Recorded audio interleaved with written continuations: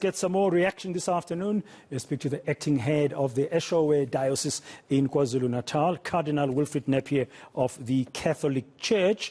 Cardinal, good afternoon. Thank you very much for your time. I just recall many moons ago that as the Catholic Bishops' Conference of Southern Africa, there was a lot of interfaith cooperation with the likes of the late Archbishop Emeritus Desmond Mpilo Tutu of the Anglican Church. You had many dealings as peers in the faith community. How do you remember him? I remember him as a fiery character who, at times when the situation demanded it, he came out with a very fiery, full, like the prophets of old. But on other occasions, and I'm thinking here particularly of the memorable occasion, the funeral of Chris Hani, which was like a powder keg. The country could have blown up into a civil war at that point.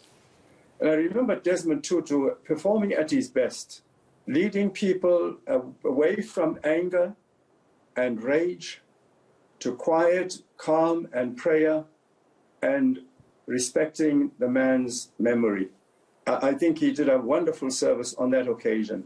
I also remember Desmond Tutu calling us together, the church leaders, at Bishop's Court in Cape Town, together with the leaders of the different elements of the liberation movement, to plead with the guys, especially from the liberation movement, please guys, you've got to work together, you've got to pull together in order to work and get this apartheid completed, out of the way, completely out of the way.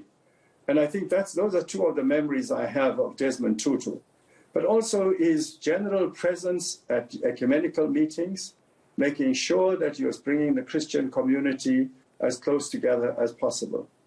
Those are the memories I have of Desmond Tutu in those particular roles. But there's also the personal role, where I've seen Desmond Tutu personally interacting with people in particular situations. One of those was during the Truth and Reconciliation Commission, where Desmond Tutu was crying with the people as they related their stories. Those are some of the elements that I remember of the Desmond Tutu.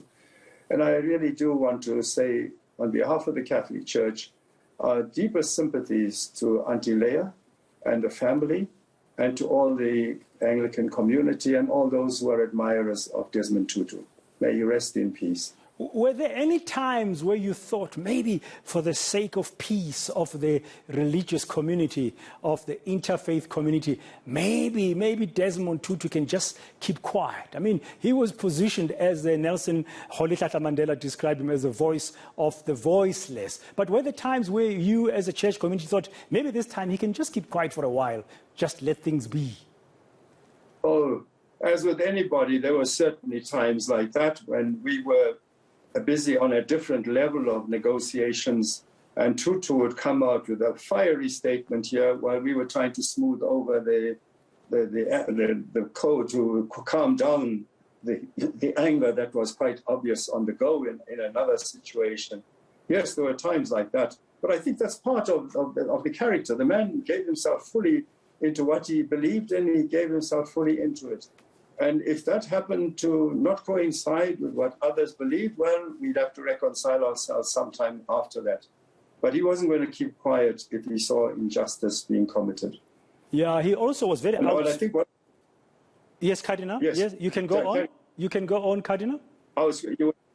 You were just saying about how outspoken he was. Well, there's an address which he gave just recently about the present government, and he's terribly outspoken there, where he almost goes as far as to say, you're as bad as the apartheid government. You're letting down the people, you're not serving the people. That's Desmond Tutu. Can be very charming, very loving, but also very fiery and very straight.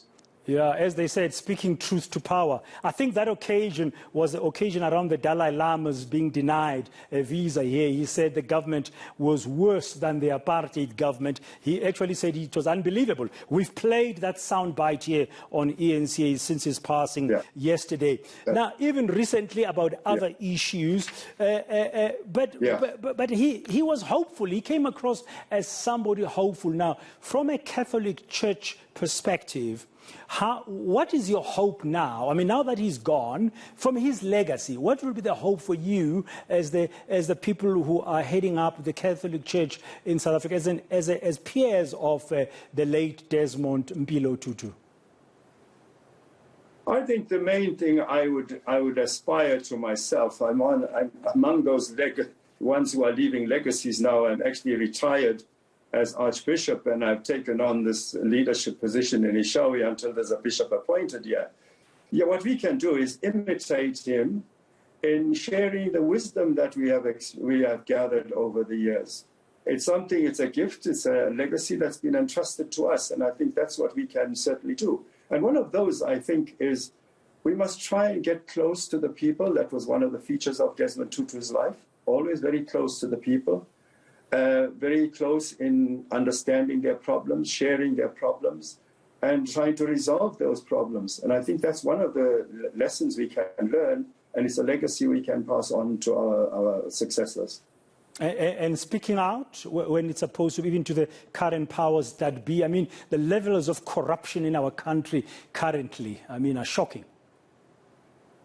They are, and absolutely. And I think that's one of the clips that he gave, that was shown, was of him really lambasting the government because of the corruption.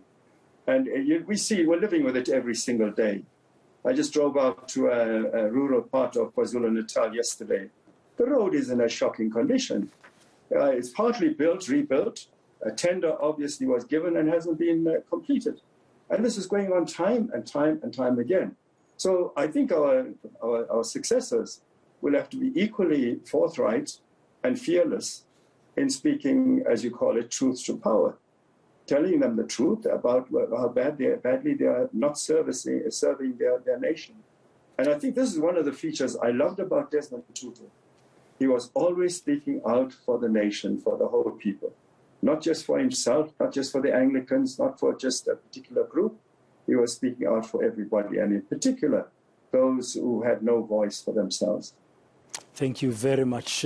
Catholic Cardinal Wilfrid Napier speaking to us now from Eshowe in KwaZulu-Natal, where he's currently the acting head of the diocese there. He used to be the Catholic Archbishop of Durban. Now he says he has retired. Just sharing with us some of his reflections and paying tribute, of course, to the passing of Archbishop Emeritus, Anglican Archbishop Emeritus Desmond Mpilo Tutu.